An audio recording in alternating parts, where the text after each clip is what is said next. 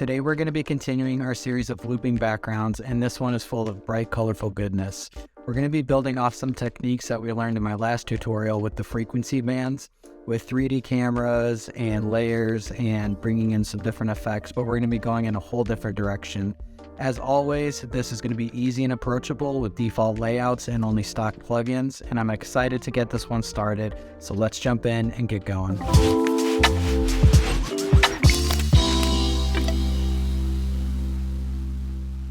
Alright guys, so we're over here in After Effects, and I just want to say thank you for being here. Thank you for following along. It means the world to me that you guys would take the time on your day to join in with me on creating these loops. And so let's go ahead and get going. I'm excited about this one today. We're building off of our frequencies tutorial from last week, kind of using some same techniques, but also introducing some different styles this week. So let's go ahead and create a new composition. I'm going to go new composition. And as usual, we're going to do 1920 by 1080 and keep it at 30 frames a second. And let's go to 20 seconds instead of 30 on our duration. And up here in our composition name, let's just name this base. I'm going to hit OK. And now we have our base comp. So this is really going to be built off of one shape layer, but we're just going to duplicate it a couple different times and tweak it a little. But the base of this animation is just going to be some rings coming off of a shape layer. So let's go ahead and build those. And it's going to be a different way of looping this. I know before we've used a repeater, but today we're actually going to be using duplicate layers and arranging them in a way where it repeats and loops perfectly. So let's go ahead and create our first shape layer. So I'm going to right click in my timeline. New shape layer, and right off the bat I'm going to click on my shape layer and hit enter and name this rings or ring. Let's just name it ring, and let's go ahead and start adding these rings into this. So I'm going to toggle down my arrow here. I'm going to go to add ellipse path. I'm going to twirl down my ellipse, and what we're going to do is animate the size. With our X and Y linked, we have this little chain icon. I'm going to change this to 1, and I'm going to hit the stopwatch. My playhead's at 0 frames, 0 seconds, and I'm going to drag this over to 5 seconds. So just find that 5-second mark in your timeline, and at that point, I'm going to type in 2419. And now you can see our path is around our comp. It means that it's going to be off the screen. So if I play this back and you can see our path right here, it's going to come from nothing and expand all the way up off our screen. And I'm going to come back to the 5-second mark where I have that keyframe. And right here on my layer, I'm going to hit Option or Alt, whichever you're using. And I'm going to hit the right bracket key. And that makes our layer 5 seconds long.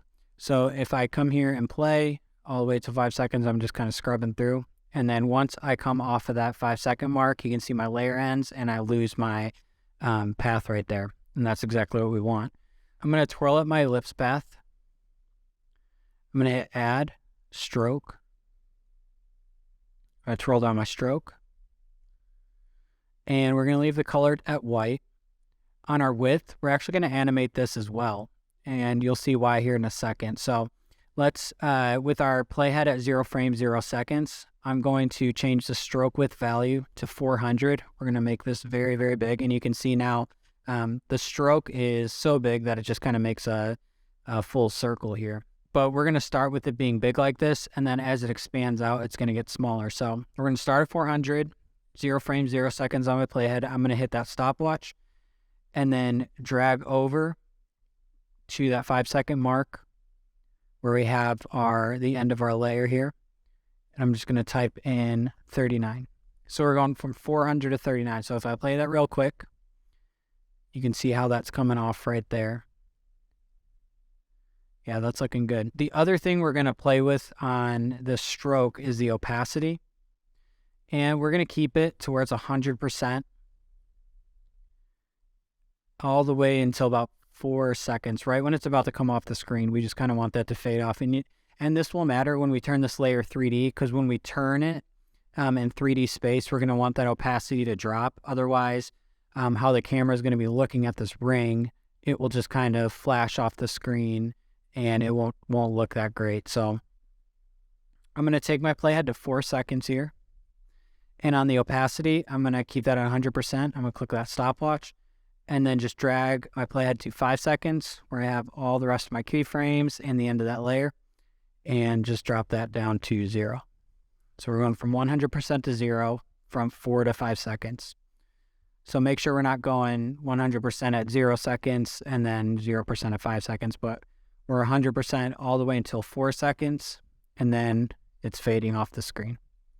Like I said, it doesn't make much of a difference now, but we'll see why that's important later. Let's go ahead down to the transform. I'm going to drop down transform. And right here as well, since we have this circle, I don't want that on the screen initially. That would just be kind of abrupt to have a big dot on the screen as that stroke expands out. So on our scale here, we're just going to go from 0 to 100. So my playhead at 0 frames, 0 seconds, I'm going to change the scale from 100 to 0%. So we have a blank screen. I'm going to hit my stopwatch, drag my playhead, of course, to 5 seconds where everything else is, and change that to 100. And so if I play through this, you can see we're kind of starting small, coming off, and then fading off the screen. I'm going to twirl up my transform. And one more thing we're going to add to this just for some visual interest. I found the best way to do this was not to add another ellipse, but to actually add a rectangle path. So I'm going to go back to add here, and I'll go to rectangle. I have that rectangle path 1. I'm going to drop down that rectangle path, and on the size, it's at 100 by default. I'm going to crank this way, way up to 2546. So 2546 on that size. And on the position, I'm going to keep this at 0 on the X, but on the Y, let's go 439. And if you can see, if I scrub through here, we're just getting like just a box coming around it.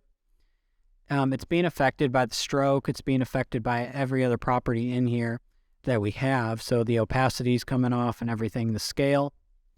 But I want this to be another circle. So I'm going to play with this roundness here. I'm actually going to bump this all the way up to 1615, so 1615. And you can see now we have another perfect circle around it. So let's go ahead and duplicate this layer.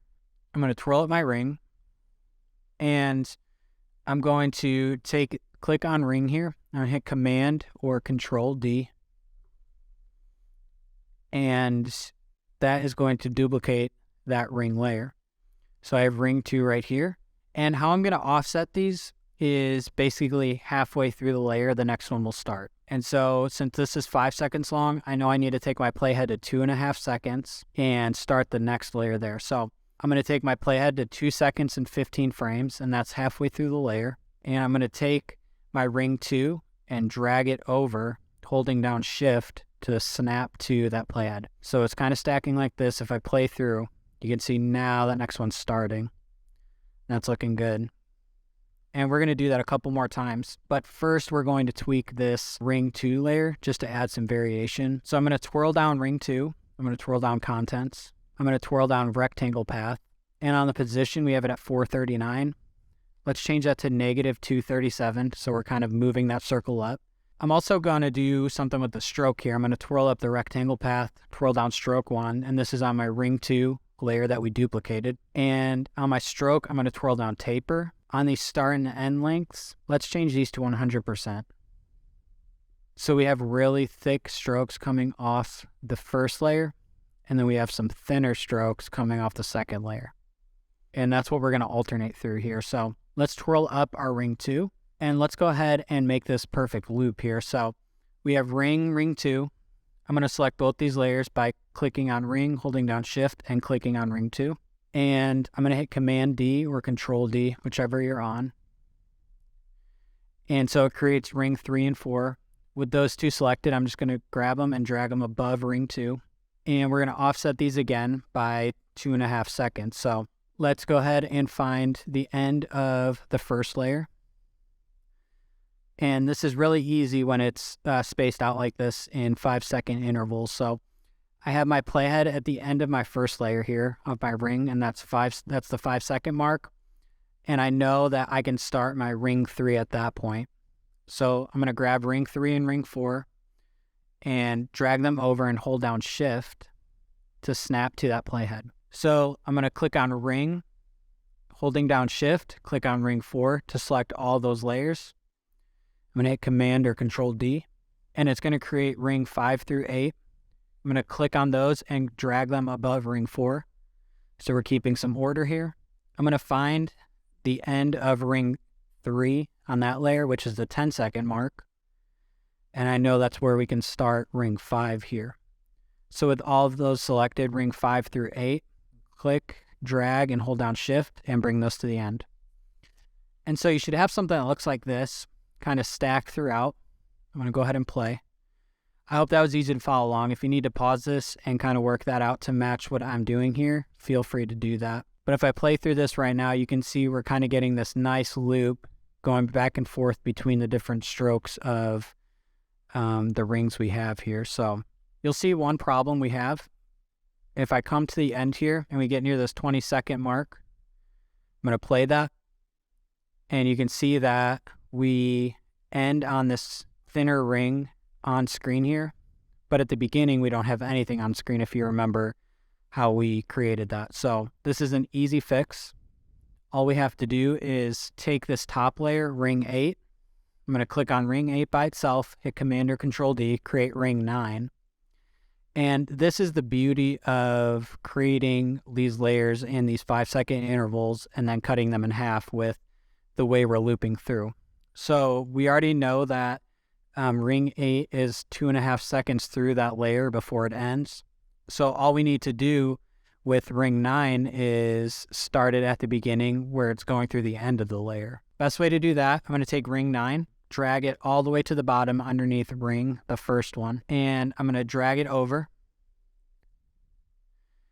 And I'm going to take my playhead and take it to that 2.5 second mark that we initially started the ring 2. And we know that that is the beginning of that second layer. So I know that that's where this ring 9 can end. So I'm going to drag that over holding shift to snap to the playhead. And now you can see when I take my playhead to 0 frames, 0 seconds, we're right at the beginning here. And we're going to be on the same frame as that 20-second mark. So if I play through the end, we're going to pop back to the beginning and we got a perfect loop.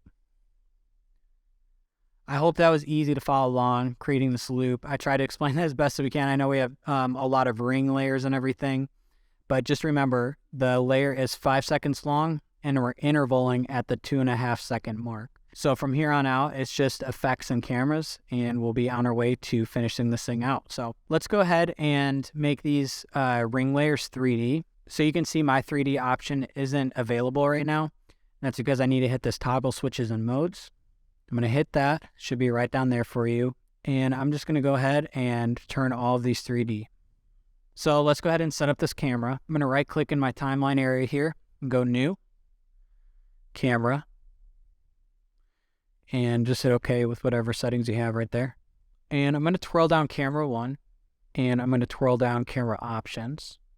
First thing I'm going to do is change this depth of field. So let's change that to on, because we're going to add some nice depth of field to this thing. On my focus distance, I'm going to change this to 2635. And on my aperture, I'm going to crank this all the way up to 1500. And that looks good right now. I'm going to twirl up my camera options. I'm going to twirl up my camera. And I'm actually going to link this camera to a null just to give me a better handle on moving the camera around the space. So I'm going to right click again in my timeline area, go New, Null Object. And first thing I'm going to do, I'm going to click on that null object. I'm going to hit Enter and just name this Camera Move. And so with that Camera Move layer created, let's go to Camera 1 and we see this parent link here. I'm going to change that from None to Camera Move. That looks good. So let's twirl down Camera Move. This is our null object. I'm going to twirl that down. I'm going to twirl down Transform. And first thing we need to do is make this a 3D layer actually. So let's go ahead and click that, make that 3D, and you can see now it's linked up with that camera. And let's go with our X rotation right down here. I'm going to change that to 55. I'm going to change my Y rotation to 55. And you can see we're kind of getting that nice depth of field right here while still focusing right on the middle. And I'm going to actually animate this Z rotation just to give us some nice movement within this. So let's take my playhead to 0 frames, 0 seconds. On that Z rotation, I'm going to hit that stopwatch. And it's at 0 revolution, 0 degrees. That's perfect. I'm going to take my playhead right to the middle of this thing, which would be 10 seconds. And in our Z rotation, let's just change that to 55 degrees. And then with my playhead, I'm going all the way to 20 seconds to the end here and changing that from 55 to 0 on that Z rotation. So we should have 3 keyframes. First one is 0 at 0 frames, 0 second. Second one is 55 degrees at 10 seconds.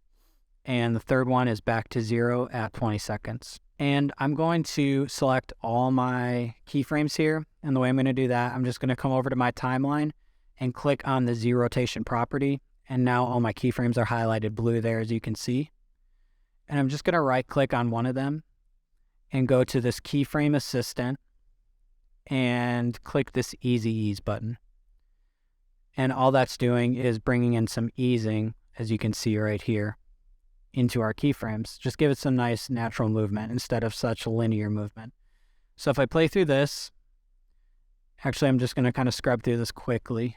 You can see our loop is coming on and off the screen, and we're also getting some cool tilting effects with that camera. Nice depth of field, and that's looking really good right now.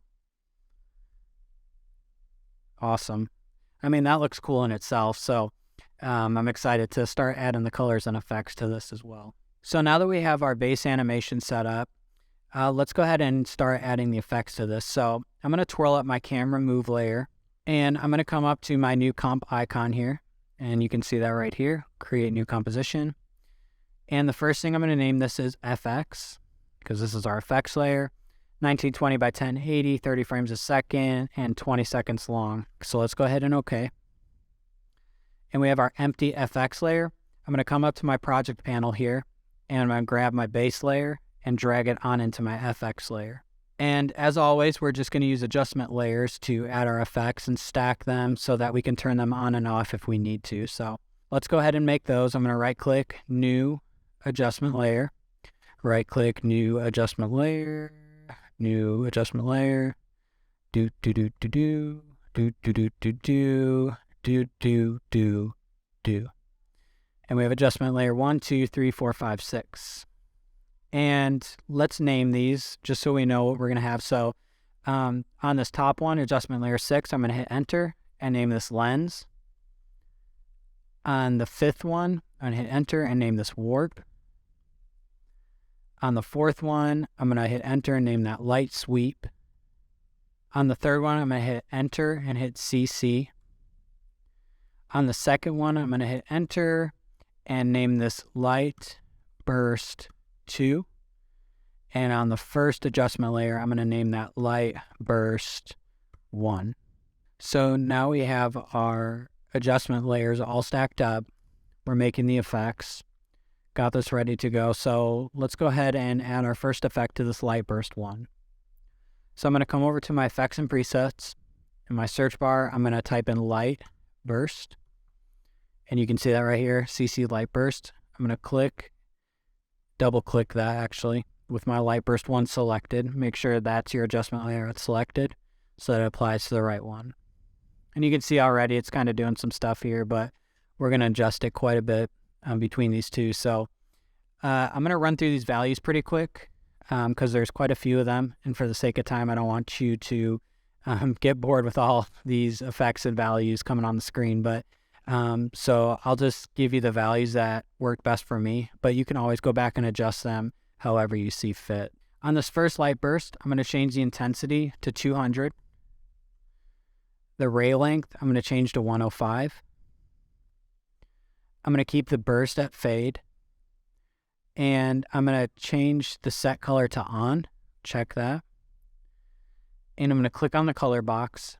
And the color I'm entering is 6E5DD1. So I'm going to come down. I'm going to click the second light burst layer. So light burst 2. This is down in our timeline. I'm going to come back over to my effects and presets, and you can see we still have our light burst pulled up here. Let's just go ahead and double click and make sure that light burst 2 is selected down in our timeline. And on our center, let's change this to 908 on the X and 399 on the Y. And our intensity, we're going to crank this all the way to 390. Our ray length, we're going to drop to 11. Burst fade, that's fine. I'm actually going to check on alpha, halo alpha, and we're going to leave the set color off. So you can kind of see it almost gives us a nice gradient. We get that purple from the first light burst, and we get this kind of white from our original loop here from the second light burst. The next thing we're going to do is come to our CC layer for our color correction. And I'm going to come over here and my effects and presets. I'm going to type in toner, and it brings up CC toner. So making sure that my CC layer is selected, I'm going to double click that toner effect, and it's going to apply itself here. The first thing we're going to do is change this from tritone to pentone. So it's going to give us those 5 options here. So on my highlights, I'm going to click that color box and change that from white to FFCEB3. On the brights, I'm going to click that color box, and I'm going to type in 9A78C0. Get that purple. On the mids color box, I'm going to type in E91F37, which is a red. On the darks here, I'm going to click on that and type in FF0C0C. And on the shadows, we're going to keep that at black. Still with our CC layer selected, I'm going to come over to Effects and Presets, type in Vibrance. I'm going to double click that. It's just going to go right under the CC toner. On the Vibrance, I'm going to type in 100. And on the Saturation, I'm going to type in 75. You can see we're getting these kind of purples and pinks and oranges here now with that Vibrance. And one more effect I'm going to add on the CC layer is brightness and contrast. So I'm going to come back over to my effects, type in brightness and contrast, and you can see it pull up right there.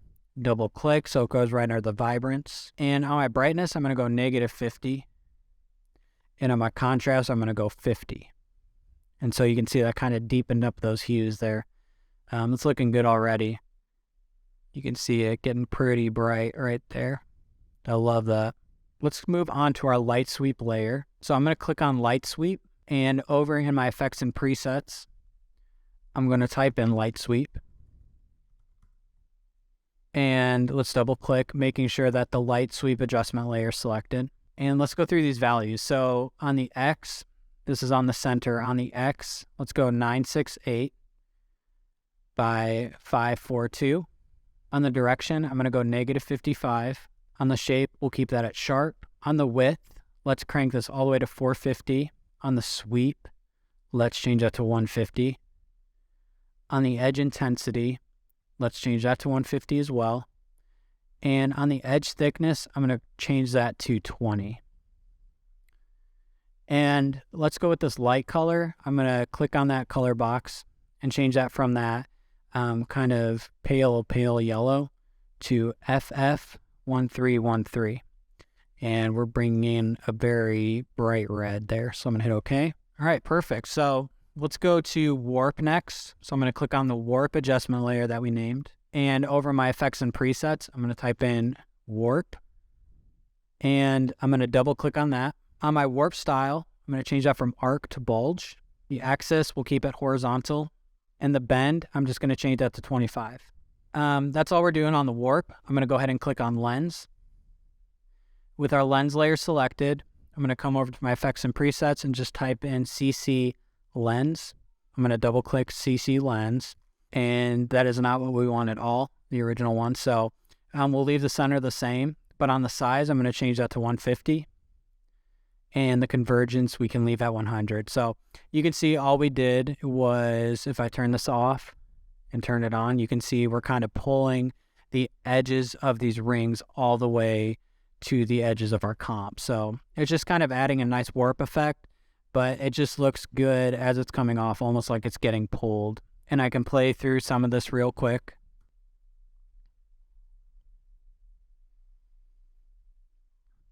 Yeah, it's looking great. So all we're going to do in our render comp is just add some kind of spacey stars and some hazy fog. I'm going to come over to my project panel here, making sure my project panel selected. I'm going to hit that new comp icon and composition name. Let's name that render. And everything's the same, just as usual. Nothing should have changed. 1920 by 1080, 30 frames a second, and 20 seconds long. Let's hit OK. So now that we got our render comp, let's go over to our project panel, grab our FX comp, and drop that in. Right here in the timeline, I'm going to right-click, New, Solid, and let's change this to white. And I'm going to name this Stars and hit OK. And let's just drop that underneath this FX comp right here. And then we're going to do one more solid underneath this Stars comp. So I'm going to right click, New, Solid, and let's just do black right now. Hit OK, OK. And I'm going to drag that underneath the stars. And one last one, I'm going to right click, New, Adjustment Layer. And let's make sure that that is above the FX comp. And we'll name this Haze. So with my adjustment layer selected, I'm going to hit Enter and just type in Haze. And now we got this all set up and ready to go and finish this thing off. So to start off, let's work on these stars. And I'm going to click on the stars layer here in my timeline.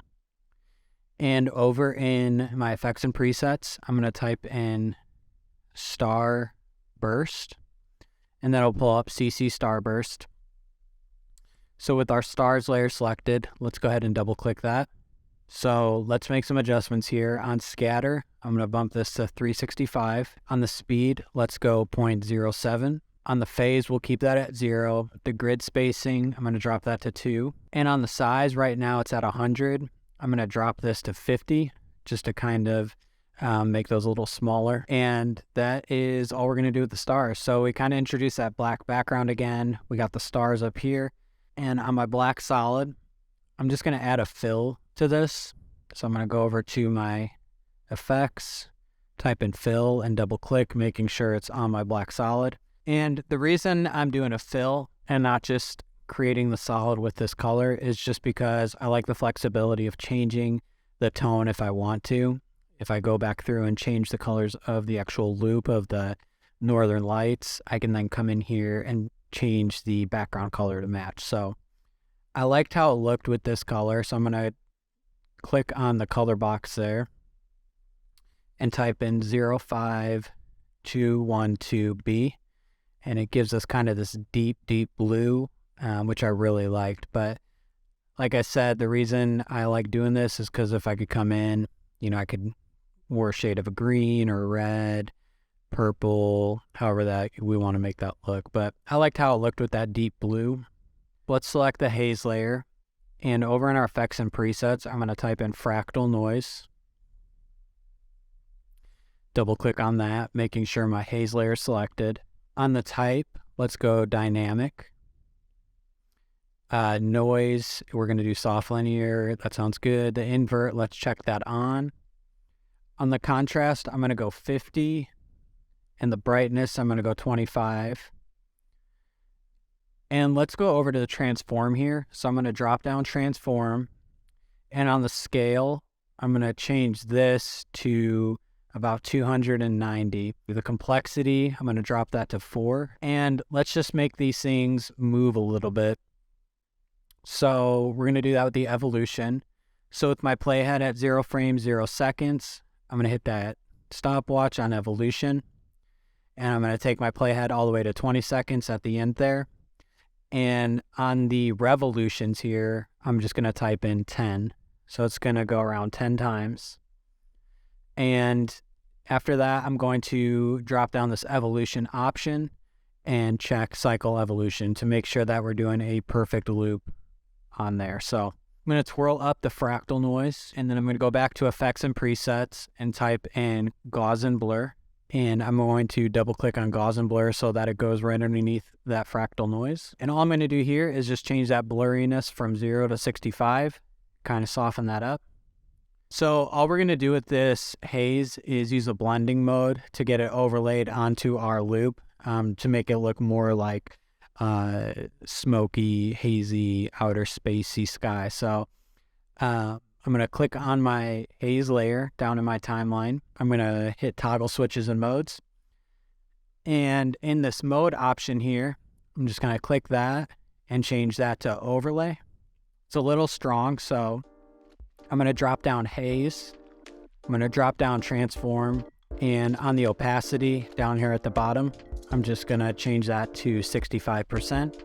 And looking at that, that looks pretty good. So yeah, let me play through this.